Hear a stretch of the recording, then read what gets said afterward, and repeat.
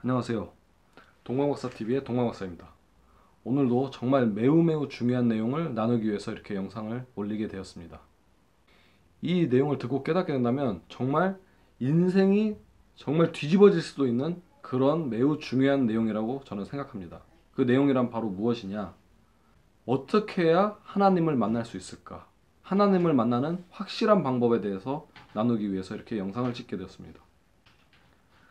만약에 한 번 듣고 이 내용이 잘 이해가 되지 않으신다 하더라도 여러 번 듣고 곰곰이 생각해 보시다 보면 반드시 이 내용을 깨닫게 되실 것이고 정말 큰 유익이 있을 것입니다. 먼저 결론을 분명히 말씀드리고 시작하도록 하겠습니다. 하나님을 만나는 확실한 방법은 바로 복음을 계속해서 듣고 또 복음을 계속해서 생각하는 것입니다. 그렇다면 왜 도대체 복음을 계속해서 듣고 생각하는 것이 하나님을 만나는 확실한 방법인가? 이것에 대해서 자세히 나누기 전에 먼저 하나님을 만난다는 것이 과연 무엇인지 이 자체에 대해서 먼저 설명하지 않으면 안 되겠습니다. 애초에 하나님을 만난다 라고 하는 이 표현 자체가 모순적인 면이 있습니다. 성경적으로 봤을 때 말이죠. 왜냐하면 하나님은 우리가 만날 수 없는 분이기 때문입니다. 기본적으로. 출애굽기 33장 20절에 이르시되 내가 내 얼굴을 보지 못하리니 나를 보고 살 자가 없음이니라. 이 말은 무슨 말이냐? 하나님을 보는 자들은 다 죽을 수밖에 없다는 것입니다. 그러므로 제가 아까 말씀드린 하나님을 만난다, 하나님을 본다 라고 하는 이 표현 자체에 어느 정도 모순이 있는 것입니다. 하지만 신앙생활을 하는 모든 사람들은 분명히 알 것입니다. 그리고 수없이 들었을 것입니다. 하나님을 만나야 된다. 하나님을 만나지 않으면 안 된다. 맞습니다. 우리의 구원 자체도 하나님을 만나는 것과 밀접한 연관이 있고 정말로 그것은 진리입니다. 우리는 하나님을 만나야 합니다. 그런데 여기 문제가 있습니다. 그것이 무엇이냐? 우리가 하나님을 만날 수 있다는 가정하에 하나님은 우리의 두 눈으로 볼 수 없는 분이시고 우리의 귀로 들을 수 없는 분이시고 또 우리가 만질 수 없는 분이신데 도대체 어떻게 그러면 하나님을 만날 수 있단 말인가? 이 부분에 대해서 말씀을 드리려 합니다.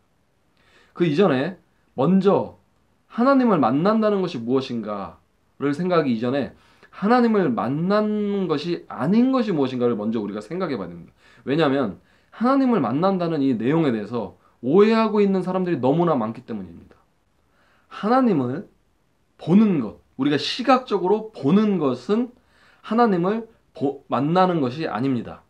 하나님을 보는 일이 절대로 있을 수 없다. 뭐 이런 말은 아니지만 기본적으로는 아까도 분명히 출애굽기 말씀을 통해서 말씀을 드렸지만 우리의 이 감각을 통해서 하나님을 만나는 것이 기본적으로 하나님을 만나는 방법이 아닙니다. 이것은 하나님께서 정해놓으신 일반적인 방법이 아닙니다.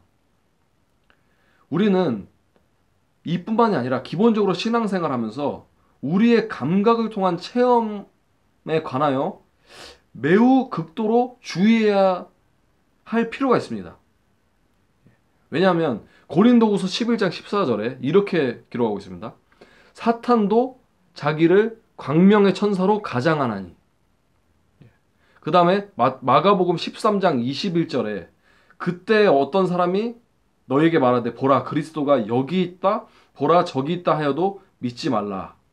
또 마가복음 13장 22절에 거짓 그리스도들과 거짓 선지자들이 일어나서 이적과 기사를 행하여 할 수만 있다면 택하신 자들을 미혹하려 하리라. 예.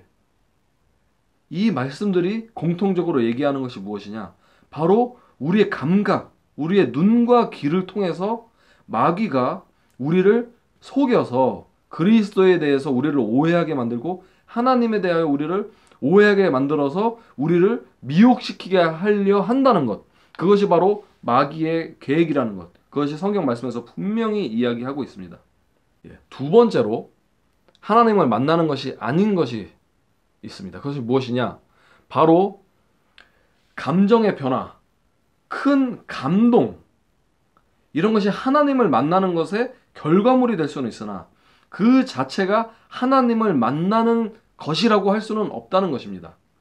즉, 지금 원인과 결과가 뒤바뀌어 버린 것입니다. 감정, 내가 어떤 큰 감동을 받았고 내가 어떤 큰 감정의 변화가 있었기 때문에 나는 분명히 하나님을 만난 것이다. 이렇게 말할 수 없다는 것입니다.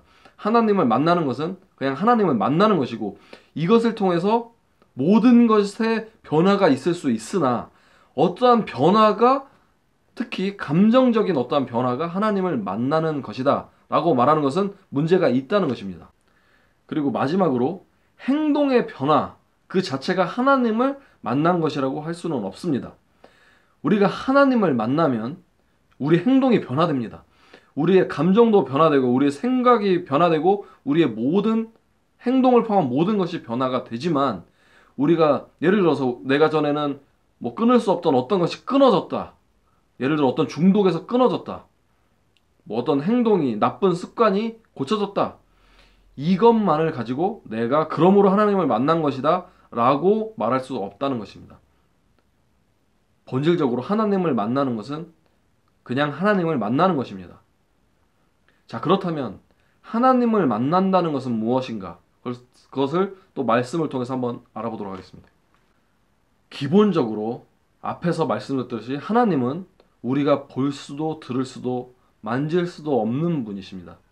그렇기 때문에 우리가 볼 수 있도록 우리가 만질 수 있도록 바로 예수 그리스도께서 오신 것입니다. 자, 요한복음 14장 9절에 예수님께서 못 박히시는 날 밤에 그 제자 빌립에게 이렇게 말씀하십니다. 예수께서 이르시되 빌립아 내가 이렇게 오래 너희와 함께 있으되 내가 나를 알지 못하느냐 나를 본 자는 아버지를 보았거늘 어찌하여 아버지를 보이라 하느냐. 정말 이 애절한 예수님의 정말 말씀입니다.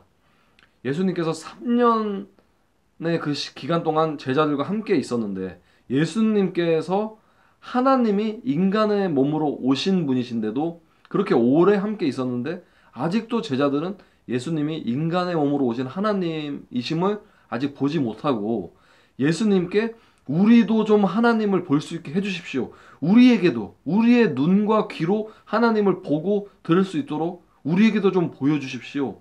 이렇게 말하니까 애타는 마음으로 예수님께서 하시는 말씀입니다. 나를 본 자는 아버지를 본 것이다. 나를 만난 자는 아버지 즉 하나님을 만난 것이다 라고 예수님께서 말씀하고 계신 것입니다. 요한일서 1장 1절에 이렇게 말씀하고 계십니다.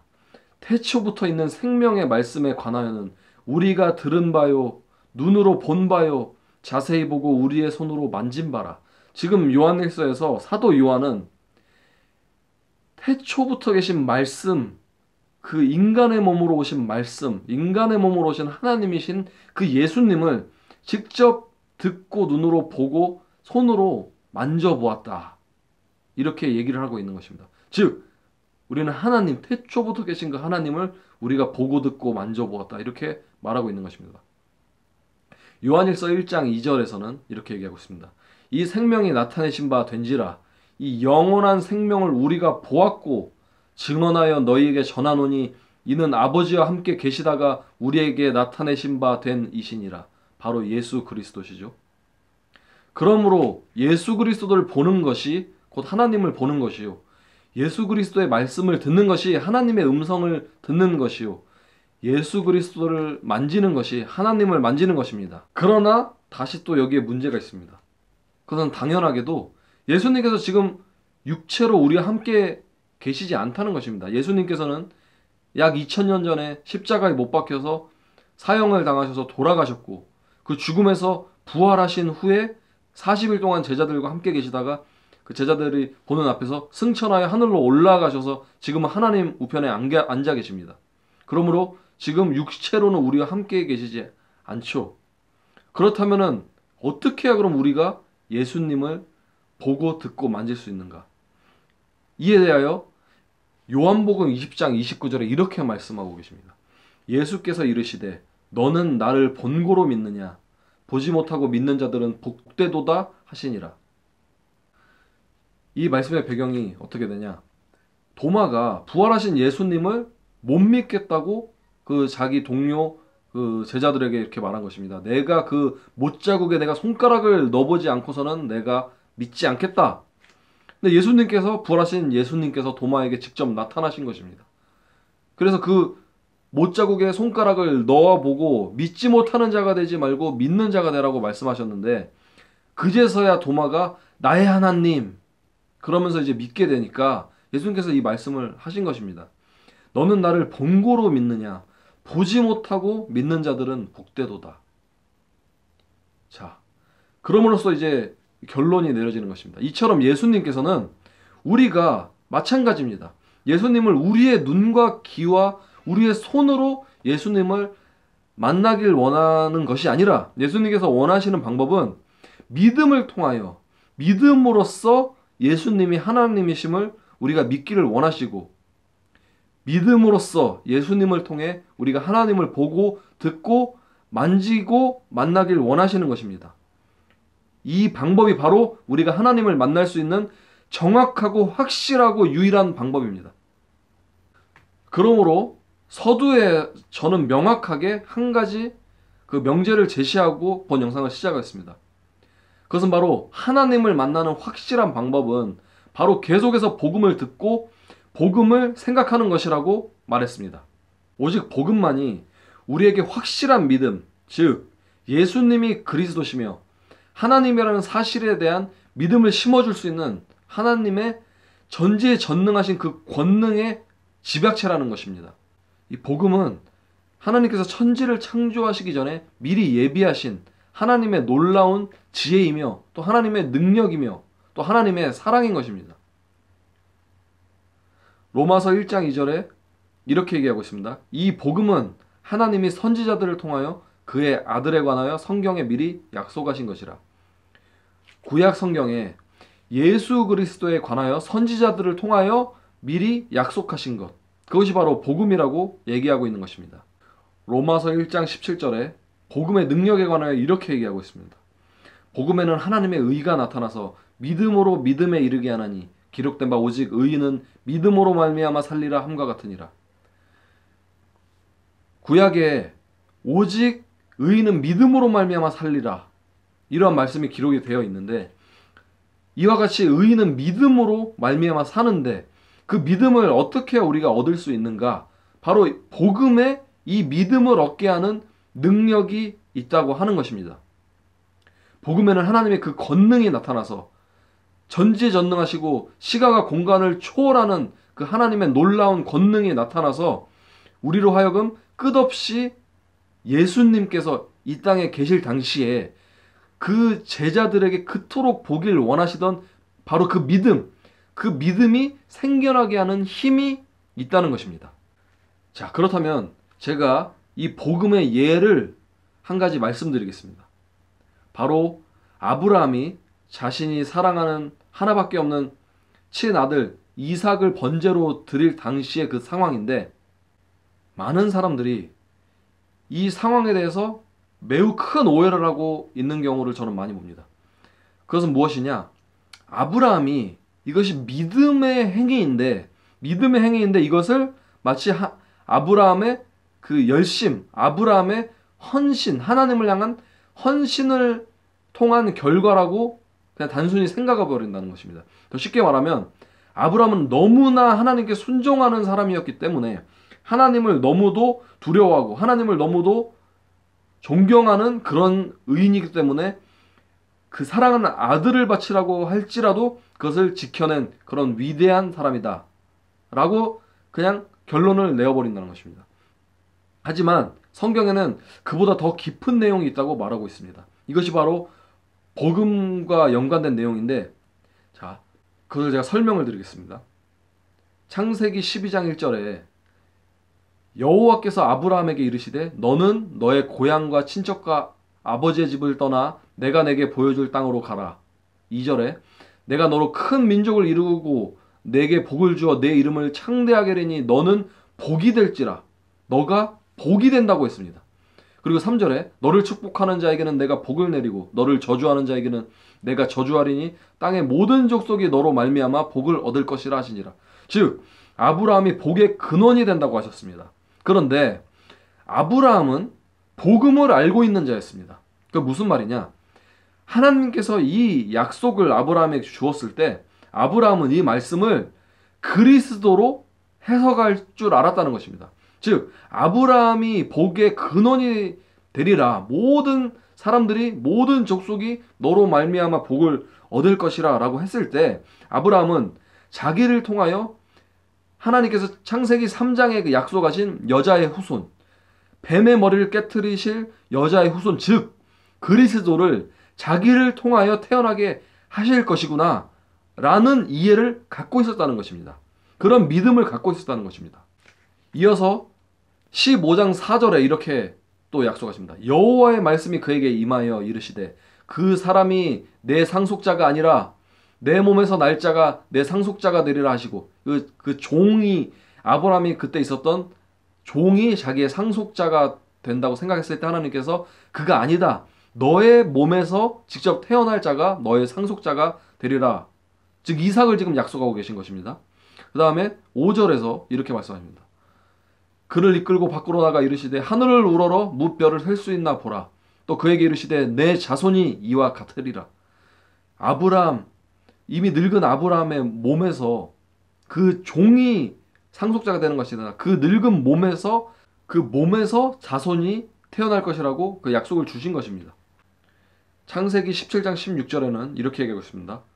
내가 그에게 복을 주어 그가 내게 아들을 낳아 주게 하며 내가 그에게 복을 주어 그를 여러 민족의 어머니가 되게 하리니 민족의 여러 왕이 그에게서 나리라. 이렇게 이삭에 대한 예언을 또 사라에게도 이렇게 하신 것입니다. 아브라함을 통해서요. 그 다음 또 이 말씀도 하셨습니다.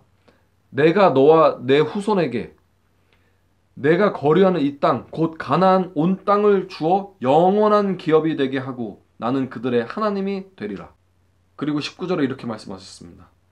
하나님이 이르시되 아니라 내 아내 사라가 내게 아들을 낳으리니 너는 그 이름을 이삭이라 하라. 내가 그와 내 언약을 세우리니 그의 후손에게 영원한 언약이 되리라. 그리고 또 18장에서도 이렇게 약속하십니다. 아브라함은 강대한 나라가 되고 천하 만민은 그로 말미암아 복을 받게 될 것이 아니냐. 이렇듯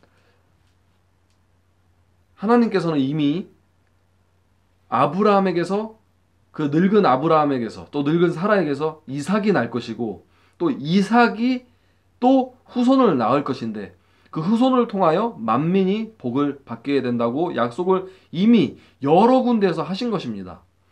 바로 그 후손은 누구입니까? 이삭을 통해 나올 그 후손이 바로 누구입니까? 바로 그리스도입니다. 아브라함은 이것을 믿었다는 것입니다. 이것에 대한 증거가 있습니다.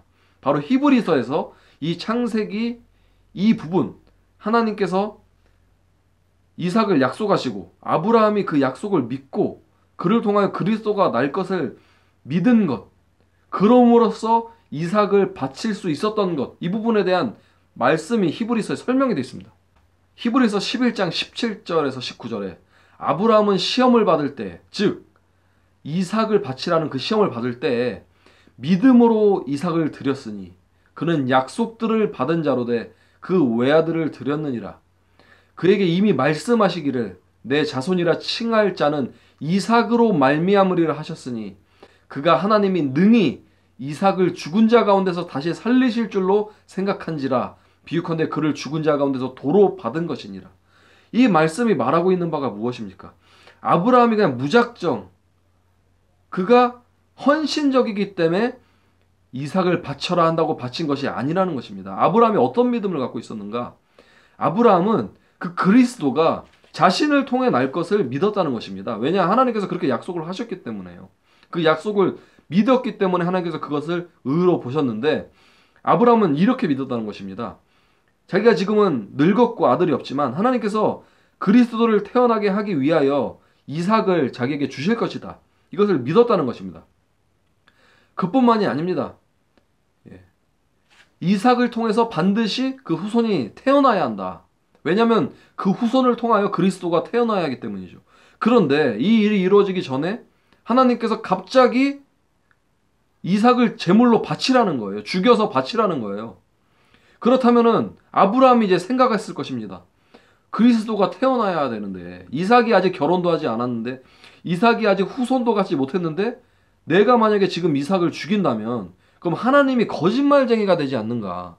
왜냐하면 이삭을 통하여 후손이 태어나야 하고 그 후손을 통하여 그리스도가 태어나서 가나안 땅에 들어가서 만민이 복을 받아야 되는데 아직 이 일이 일어나지 않았는데 만약에 이삭을 죽인다면 도대체 어떻게 된다는 말인가? 내릴 수 있는 결론은 한 가지밖에 없다는 것이죠. 이삭을 죽일지라도 하나님께서 그를 부활시키실 것이다. 죽은 자 가운데서 부활시키실 것이다. 이 부활의 믿음이 아브라함에게 있었다는 것입니다.